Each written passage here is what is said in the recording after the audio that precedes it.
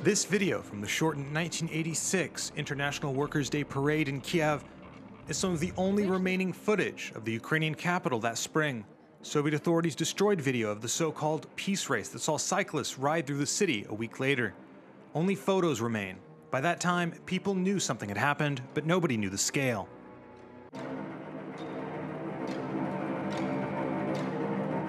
The explosion happened on April 26th at nearly 1:30 a.m., just 110 kilometers from Kiev. Reactor number 4 at the Chernobyl nuclear power plant had been completely destroyed. The radiation passed over the Eastern Bloc, then through Western Europe, and even reached the United States. The blast exposed almost 8.5 million people to radiation. The next day, Sweden had detected abnormal radiation levels, but the USSR remained silent. The first official statement was issued 2 days later because at that point, it was already impossible to hide the tragedy.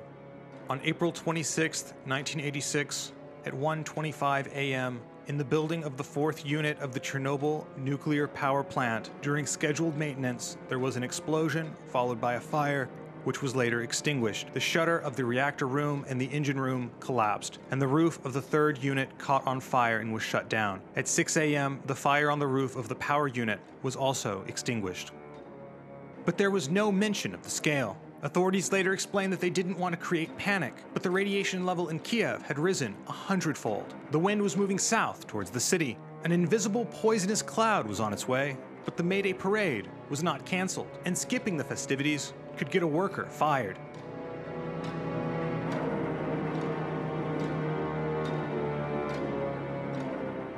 A 10-kilometer zone around the power plant was evacuated by May 3rd. That ballooned to a 30-kilometer evacuation zone on the 6th. Evacuees were checked for radiation.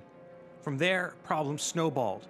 Dairy products in the capital were radioactive, and the Kiev mayor at the time remembered the problems with water.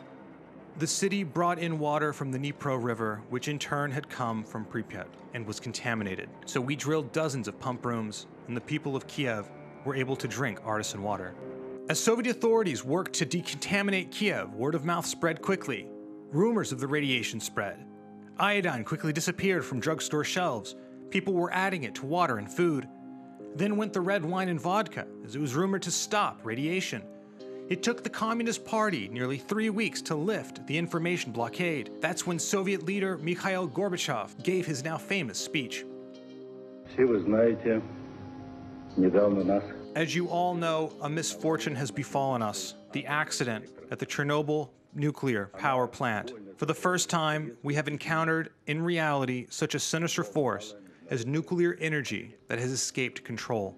After the speech, the people of Kiev began to receive recommendations. They were told what products might protect housing from radiation, but it was too little, too late. Only by acting within the first hours after the disaster could people's health have been saved. Radiation was already poisoning people from within.